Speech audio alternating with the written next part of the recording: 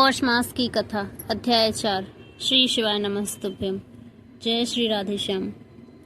आज के अध्याय का आरंभ हम भगवान श्री कृष्ण की एक सच्ची कथा के साथ करते हैं। कहा जाता है कि भगवान हमारी मदद तब करते हैं जब हम पूरी श्रद्धा और भक्ति के साथ उनसे प्रार्थना करते हैं। इसके अतिरिक्त भगवान उन लोगों की भी मदद करते हैं जो स्वयं अपनी मदद करते हैं। यह परम सत्य है कि भगवान हमेशा उन लोगों की मदद जरूर करते हैं जो परिणाम की चिंता किए बिना पूरी लगन के साथ कड़ी मेहनत करते हैं। हमें अपनी सबसे बुरी परिस्थितियों में कभी भी निराश और हतोत्साहित नहीं होना चाहिए, अपितु आत्मविश्वास के साथ इस स्थिति पर नियंत्रण पाने के लिए शांत मन से समस्याओं के समाधान करने का निरंतर प्रयास करते रहना चाहिए। भगवान के भक्तों के मन में यह विचार निरंतर आता है कि भगवान हमारी मदद कब और कैसे करते हैं। आइए श्रवण करते हैं एक सच्ची कथा। धन्ना जी का जन्म एक सामान्य किसान परिवार में हुआ था। उनके पिताजी मुख्य रूप से खेती करते थे, गायों का पालन किया करते थे। एक दिन धन्ना जी के परिवार के कुल गुरु, जिनका नाम था पंडित त्रिलोचन, वे तीर्थ यात्रा करके लौटे थे और कुछ दिनों के लिए धन्ना जी के घर पर रुक गए।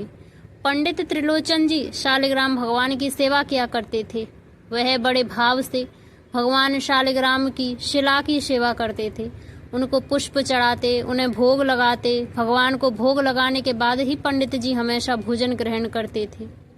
बालक धन्ना पंडित जी को यह सब करते हुए देखता था और उसे भगवान की सेवा बड़ी अच्छी लगती थी।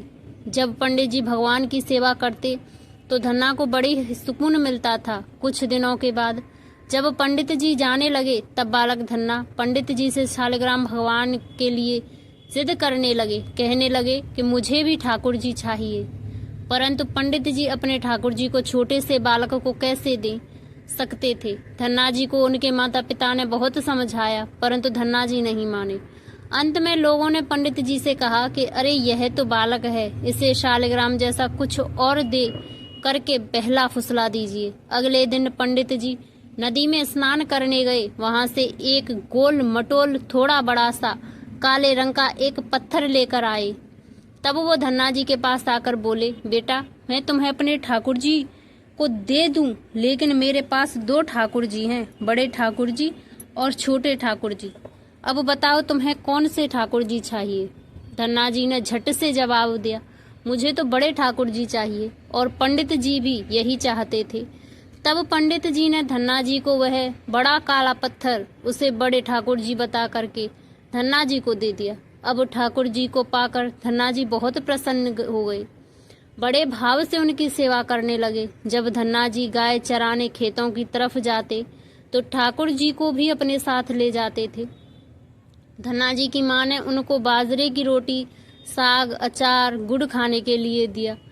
तब धन्ना जी ने भी निश्चय किया कि वह भी पंडित जी की तरह ही ठाकुर जी को जब तक भोग नहीं लगाएंगे और जब तक ठाकुर जी को खिला नहीं लेंगे तब तक खुद भी भोजन नहीं करेंगे।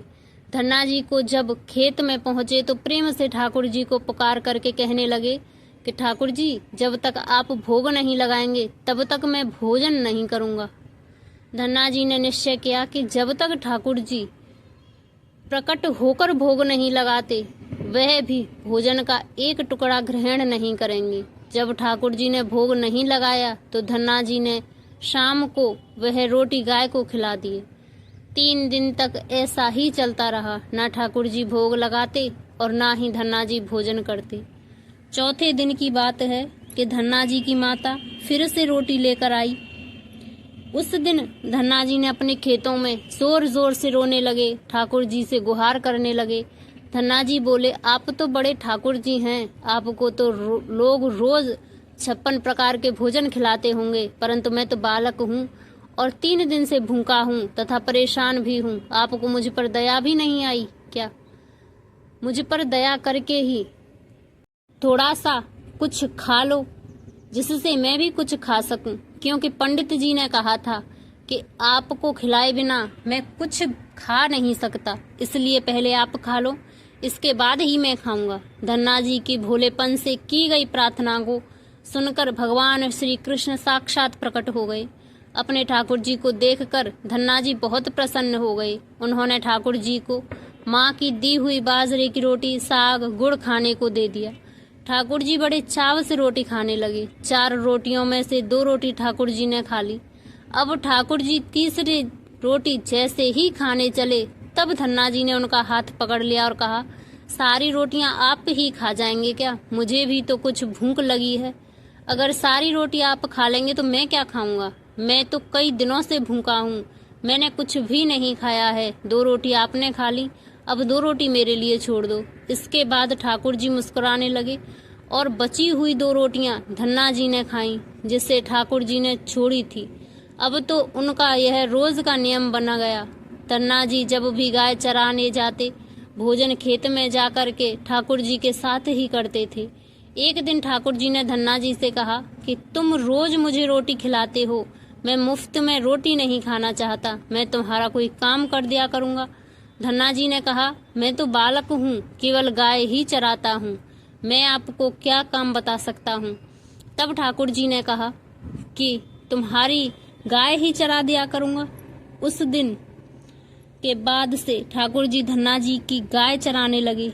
एक दिन धन्ना जी ने ठाकुर जी से पूछा, आप मुझे अपने हृदय से क्यों नहीं लगाते?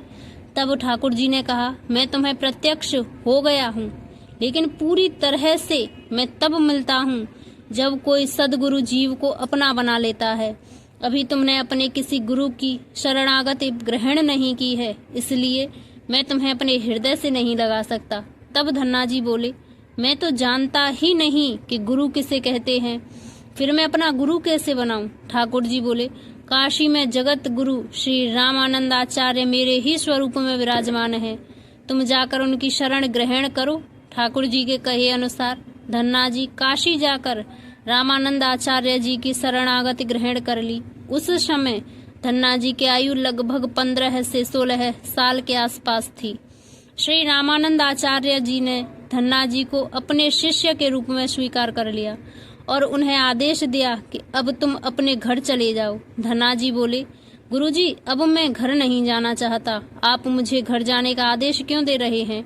गुरुजी बोले, अगर तुम यहाँ रहकर भजन करोगे तो केवल तुम्हारा ही कल्याण होगा, लेकिन अगर तुम अपने घर जाकर खेती किसानी करते हुए, अपने माता पिता की सेवा करते हुए भजन करोगे तो तुम्हारे साथ कई जीवन का उद्धार हो जाएगा। गुरु की आज्ञा के अनुसार धन्ना जी घर को लौट आए। इसके बाद जैसे ही धन्ना जी घर पहुंचे, ठाकुर जी ने उन्हें अपने हृदय से लगा लिया। इसके बाद धन्ना जी संत की बहुत सेवा करने लगे। जब भी उनके गांव में कोई साधु संत आता तो धन्ना जी उन्हें अपने घर में ले आते और बड़े ही प्रेम से उनकी सेवा करते, उन्हें भोजन खिलाते थे। संतों की सेवा करने के कारण अब उनके घर दूर दूर से साधु संत आने लगे। धन्ना जी सभी साधु संतों का बड़े प्रेम से सत्कार करते हुए और उन सभी को भोजन खिलाते। एक दिन की बात है, धन्ना जी के पिताजी ने धन्ना जी से कहा कि देखो धन्ना, हम लोग ग्रस्त हैं, यदि महीने में 1 आध बार कोई साधु आ जाए तो हम उनकी सेवा भी करते हुए तुम्हारी इन साधुओं से ऐसी दोस्ती हो गई है कि हर दूसरे दिन कोई न कोई साधु चला आता है और अपने साथ 1-2 साधु और भी लेकर आता है। यह ठीक नहीं है। हम अपनी खेती बाड़ी का काम करें या इन साधुओं की सेवा करें। तुम तो अभी बालक हो, कुछ कमाते नहीं हो, तुम्हारा पालन पोषण भी हम ही करते हैं और ऊपर से तुम साधुओं को बुला लेते हो। इस प्रकार इन निठल्ले साधुओं की सेवा करना ठीक नहीं है। इसलिए एक बात कान खोलकर सुन लो कि आज के बाद यदि तुम किसी साधु को लेकर घर को आए तो मैं तुम्हें घर में नहीं घुसने दूंगा। तुम्हें अगर साधु की सेवा करनी है तो पहले कुछ कमाई करो, फिर अपनी कमाई से साधु की सेवा करना। पिताजी की बात सुनकर धन्ना भी उदास हो गए, चुपचाप खड़े हो गए। तब पिताजी ने धन्ना को डांटते हुए कहा कि आज के बाद किसी साधु को घर में लेकर मत आना, जाओ खेत में गेहूं बोकर आओ। खेत तैयार है, बोरी में गेहूं का बीज रखा है, इसे बैलगाड़ी में लाद लेके जाओ, खेत बो दो। धन्ना जी ने बैलगाड़ी में गेहूं रखा, खेत में बोने के लिए चल दिए। धन्ना जी थोड़ी ही दूर चले थे कि उन्हें मार्ग में कुछ साधुओं की टोली आती हुई दिखाई दी। धन्ना जी ने बैलगाड़ी से उतरकर उन साधुओं को साष्टांग प्रणाम किया। संतों ने धन्ना जी को आशीर्वाद दिया और पूछा, बेटा इस गांव में धन्ना जी का कौन सा घर है? सुना है वे जगत गुरु रामानंदाचार्य के शिष्य हैं और बहुत छोटी सी उम्र में उन्होंने भगवान का दर्शन प्राप्त कर लिया है। हम भी उनका दर्शन करना चाहते हैं। यह सुनकर धन्ना जी संकोच में पड़ गए और वह हाथ जोड़कर बड़ी विनम्रता से बोले, महाराज मुझे ही लोग धन्ना भगत कहते हैं। संत बोले, भगवान ने बड़ी कृपा की, हम जिनसे मिलने आए थे वो यही मिल गए। निश्चित है आप वैसे ही भक्त हैं जैसा आपके विषय में हमने सुना था। कितनी विनम्रता है आप में। चलिए आपके घर चलते हैं, वहीं बैठकर आपसे चर्चा करेंगे और ढेर सारी बातें करेंगे। धन्ना जी ने सोचा, अभी पिताजी ने साधुओं को घर लाने से मना किया है। यदि मैं खेतों में बीज बोने के बजाय इन साधु संतों को घर ले गया तो पिताजी आसमान सर पर उठा लेंगे और इन साधुओं को भी भगा देंगे। तब धन्ना जी कुछ विचार करके बोले, महाराज अभी घर में कोई नहीं है, मैं भी खेतों की तरफ जा रहा हूँ, आप भी मेरे साथ वहीं चलिए। संत बोले, ठीक है, हमें तो बस आपसे मिलना था और आप जहाँ भी चलें हम वहीं चलेंगे। फिर धन्ना जी उन सभी साधुओं को खेत पर लेकर चले गए। खेत में एक पेड़ के नीचे बने हुए चबूतरे पर साधुओं का बैठा करके बोले, महाराज आप यहीं पर कुछ देर तक विश्राम कीजिए, तब तक मैं आपके लिए भोजन पानी की व्यवस्था करता हूँ। इतना कहकर धन्ना जी वहां से बैलगाड़ी लेकर चले गए। बैलगाड़ी लेकर धन्ना जी सीधे बनिया की दुकान पर पहुंचे। वहां पर उन्होंने बैलगाड़ी में जो भी बीज के गेहूं खेत में बोने के लिए रखा था उसे बनिए को बेच दिया। बीज के उन पैसों से दाल चावल और जो भी कुछ उससे बनने वाले पदार्थ था सब सामान खरीद लिया। सारा सामान लेकर धन्ना जी खेत पर पहुंचे। वहां पर संतों के साथ मिलकर बहुत अच्छा दाल बाटी चूरमा प्रसाद बनाया। भगवान को भोग लगाने के बाद बड़े प्रेम से संत और धन्ना जी बैठकर भोजन किया। इसी बीच भगवान की चर्चा भी होती रही। संतों को भोजन करवाने के बाद बड़े प्रेम से धन्ना जी ने उनको विदा कर दिया। संतों के जाने के बाद धन्ना जी सोचने लगे कि बीज वाले गेहूं को तो बेचकर मैंने संतों को भोजन करा दिया, अब खेत में क्या बोया जाए। अगर पिताजी बीज मांगेंगे तो मैं कहाँ से बीज ला कर दूंगा, और यदि खेत में कुछ पैदा नहीं हुआ तो पिताजी को कौन सा जवाब दूंगा। यही सोच करके धन्ना जी ने बोरी में रेत भरी और आसपास के लोगों को दिखाने के लिए उस रेत को खेत में बोने लगे। सुबह से शाम तक सारी बोरियां रेत से भरी थीं। धन्ना जी ने सब खेत में बो दिए। आसपास के खेतों के किसान देख रहे थे कि धन्ना जी खेतों में गेहूं बो रहे हैं, जबकि वो तो खेतों में रेत बो रहे थे। खेत बोने के बाद धन्ना जी बड़े प्रसन्न मन से घर की ओर चल दिए। वह सोच रहे थे कि खेत में तो कुछ उगना नहीं है, इसलिए देखभाल भी नहीं करनी पड़ेगी। धन्ना जी जब घर पहुंचे तो पिताजी ने पूछा कि खेत बोआए, तो धन्ना जी बड़ी विनम्रता से के साथ बोले, पिताजी मैं खेत बोआया हूँ। कुछ दिन बीते। धन्ना जी के पिताजी और गांव के कुछ बड़े बूढ़े लोग धन्ना जी के पास आए और बोले, तुमने कैसा खेत बोया है? ऐसी फसल तो हमने अपने जीवन में आज तक नहीं देखी। ऐसा लगता है जैसे गेहूं का एक एक दाना नाम नाम करके एक समान दूरी पर बोया गया है। सारे ही दाने उगाए हैं। इतनी सुंदर फसल तो हमने आज तक नहीं देखी। ये सब तुमने कैसे किया? धन्ना जी मन ही मन सोचने लगे, ये सब तो उनको ताने मार रहे हैं। खेत में कुछ होगा ही नहीं, इसलिए ऐसी बात सब कर रहे हैं। तब धन्ना जी आश्चर्यचकित होकर के स्वयं खेत पर जाकर के देखा तो बड़े ही आश्चर्यचकित हो गए। उन्होंने देखा कि खेत में तो सच में बाली थी। जिस खेत में उन्होंने रेत बोई थी वहां पर अब फसल उगाई थी, और इतनी सुंदर फसल उन्होंने भी कभी नहीं देखी थी। फसल को देखकर धन्ना जी को भगवान की कृपा का एहसास हुआ और उनकी आंखों में आंसू निकल आए। धन्ना जी के जोर जोर से रोने लगे। जब धन्ना जी के पिता और अन्य गांव वालों ने रोने का कारण पूछा, तब धन्ना जी ने रोते हुए सारी घटना कह सुनाई। धन्ना जी बोले, पिताजी आपने संतों को घर लाने के लिए मना किया था।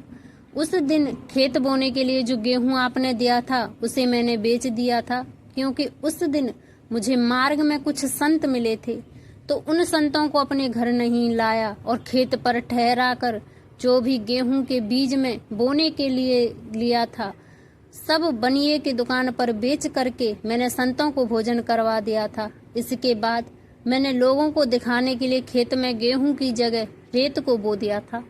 फिर यह फसल कैसे उगाई ये मुझे नहीं मालूम। धन्ना जी की बात सुनकर उनके पिताजी की आंखों में आंसू आ गए और बोले कि मेरा धन्य भाग्य जो मेरे घर में तुम्हारे जैसे पुत्र ने जन्म लिया है। आज के बाद हम तुमको रोकेंगे नहीं, जितना हो सके साधु को बुलाओ, उनकी सेवा करो, हम तुम्हें अब कभी मना नहीं करेंगे। आज से मैं भी भगवान की भक्ति किया करूंगा और तुम्हारे साथ संतों की सेवा करूंगा। इसके बाद धन्ना जी और उनके परिवार वाले खूब संतों की सेवा करने लगे। कुछ समय बाद धन्ना जी की उगाई हुई फसल को काटने का समय आ गया। उस समय उतनी ही खेती में से पहले से 50 गुना ज्यादा गेहूं निकला। यह गेहूं इतना ज्यादा था कि उसे रखने तक की जगह नहीं बची थी। गांव के सभी लोग धन्ना जी की फसल देख करके आश्चर्यचकित हो गए और सभी आश्चर्य करने लगे। अब धन्ना जी और उनका परिवार अपनी क्षमता के अनुसार खूब साधु संतों की सेवा करने लगे। साधु संतों की बड़ी बड़ी जमातें आईं। धन्ना जी बड़े प्रेम से उन सभी का आदर सत्कार करते थे। अब धन्ना जी भी जब भी खेतों में फसल बोते ऐसी ही फसल होने लगी। देखते ही देखते धन्ना जी अपने गांव में बड़े किसान बन गए। गांव के सभी लोग धन्ना जी को चमत्कारी संत मानने लगे। उनके खेतों की मिट्टी को भी चमत्कारी मानने लगे। अब जिन लोगों के खेतों में पर्याप्त फसल नहीं होती, वह लोग धन्ना जी के खेतों की मिट्टी को ले जाकर अपने खेतों में छींट देते, जिससे उनकी फसल भी अच्छी होने लगी। चारों तरफ धन्ना जी की जय जयकार होने लगी। एक बार भगवान ने धन्ना जी की परीक्षा लेनी चाहिए और भगवान की माया से धन्ना जी के गांव में अकाल पड़ गया। धन्ना जी बड़े किसान थे, उनके पास बहुत खेती थी, अन्न के भंडार भरे थे। अकाल पड़ने के कारण उनके गांव और आसपास के क्षेत्र के ब्राह्मण, संत, गरीब और जरूरतमंद सभी लोग धन्ना जी के पास मदद की उम्मीद से आने लगे। धन्ना जी भी उन्हें दोनों हाथों से भंडार लौटाने लगे। कभी कोई जरूरतमंद उनके घर से खाली हाथ नहीं लौटा। धीरे धीरे धन्ना जी का भी भंडार समाप्त होने लगा, परंतु धन्ना जी ने भी निश्चय किया कि जब तक उनका सामर्थ्य है वह किसी भी जरूरतमंद को निराश नहीं करेंगे और सब कुछ बेचकर उन लोगों की मदद करेंगे। धन्ना जी की संत सेवा को प्रसन्न होकर एक दिन उनके पास संत के बेश में स्वयं ठाकुर जी आ गए। संत ने उन्हें तुम्बा कमंडल बना करके दिया, कुछ लौकी के बीज दिए। उन्होंने कहा कि धन्ना जी, इन बीजों को अपने खेत में बो दो। जब यह फसल पक जाए और उनसे जो भी प्राप्त हो उसे लोगों की सेवा में खर्च कर देना। धन्ना जी ने ऐसा ही किया। संत की आज्ञा से उन्होंने तुम्बा के बीज खेतों में बो दिए। गांव के लोग कहने लगे, लगता है धन्ना जी पागल हो गए हैं, ऐसे भीषण काल में फसल बो रहे हैं और वह भी तुम्बा की। इस कड़वी तुम्बा को पशु भी नहीं खाते और तो केवल कमंडल बनाने के काम में आती है। ऐसी फसल यदि पैदा भी हो गई तो उसका क्या फायदा। परंतु धन्ना जी ने संत के कहे अनुसार अपने खेतों में तुम्बा और लौकी के बीज बो दिए। देखते ही देखते कुछ दिन बाद तुम्बा की फसल उगाई। सभी लोग कहने लगे कि ऐसे भीषण काल में बिना पानी के कोई फसल कैसे उग सकती है। कुछ ही दिनों में धन्ना जी का खेत हरा भरा हो गया। इसी बीच धन्ना जी जरूरतमंदों की सेवा करते रहे। धन्ना जी ने अपना सारा अन्न भंडार लुटा दिया। उनके घर में जो भी फसल के बीज रखे थे वे सब उन्होंने संतों के भोजन के लिए दान कर दिया। अब उनके पास अपने परिवार के गुजारे के लायक भी अन्न नहीं बचा था। गांव के लोग कहने लगे, बड़ा मूर्ख है जो सारा अन्न लुटा दिया, अपने परिवार के लिए कुछ भी नहीं रखा और इसने फसल में बोई भी तो तुम्बा जिसे कोई खा भी नहीं सकता। धन्ना जी को लोगों की बातों से कोई फर्क नहीं पड़ा। वो तो भगवान का नाम लेते रहते, लोगों की मदद करते रहते। एक दिन ऐसा आया कि धन्ना जी के खेतों में लगी फसल पक गई। उनके खेत में बड़े बड़े तुम्बा के फल दिख रहे थे। धन्ना जी ने सोचा, अब दान करने को तो कुछ भी नहीं है, अब इस तुम्बा से कमंडल बनाकर संतों को दिया करूंगा। धन्ना जी खेतों में लगे सभी तुम्बा के फल तोड़कर घर को ले आए। जैसे ही उन्होंने एक तुम्बा को कमंडल बनाने के लिए काटा, उन्होंने देखा कि तुम्बा हीरे मोती जवाहरात और कीमती रत्नों से भरा हुआ था। तुम्बा की कीमती रत्नों से भरा हुआ देखकर वो आश्चर्यचकित रह गए, क्योंकि उनके पास तो तुम्बा की पूरी फसल थी। उन्होंने देखा सभी तुम्बा में ऐसे ही कीमती रत्न भरे हुए थे। अब उनके पास इतने कीमती रत्न और जवाहरात हो गए जितना किसी राजा के पास शायद ही हो। ऐसे चमत्कार को देखने के लिए धन्ना जी को उन संतों की याद आई जिसने उन्हें तुम्बा के बीज दिए थे। संत ने कहा था कि इस फसल से जो भी प्राप्त हो उससे लोगों की सेवा करना। अब धन्ना जी उस धन से लोगों की सेवा करने लगे। फिर वह दोनों हाथों से लोगों की मदद करने लगे। उस समय वह अकाल कई वर्षों तक चला। उसी समय धन्ना जी ने अपने घर पर और आसपास कई गांव में लंगर शुरू करवा दिए। आसपास के सैकड़ों गांव के लाखों लोग बरसों तक धन्ना जी के लंगर में तीनों समय का भोजन किया करते। धन्ना जी ने अपने जीवन में बहुत मंदिर, बावड़ियां, तालाब, धर्मशाला भी बनवाए थे और इस तरह से साधु, संत और जरूरतमंद लोगों की मदद करते थे। लोग धन्ना जी को धन्ना सेठ कहकर बुलाने लगे। धन्ना जी जैसा धनी आज तक कोई नहीं हुआ। वह धन और मन दोनों से धनी थे। आज भी उनके नाम पर धनी लोगों को धन्ना सेठ की पदवी दी जाती है और कहा जाता है, क्या तुम धन्ना सेठ हो गए हो? यदि भगवान की कृपा जिस व्यक्ति पर हो जाए और उनका आशीर्वाद जिनको प्राप्त हो जाए तो उनके लिए जीवन में कुछ भी असंभव नहीं होता, सब संभव हो जाता है। जब भगवान की कृपा धन्ना पर बनी और धन्ना जी धन्ना से धन्ना सेठ बन गए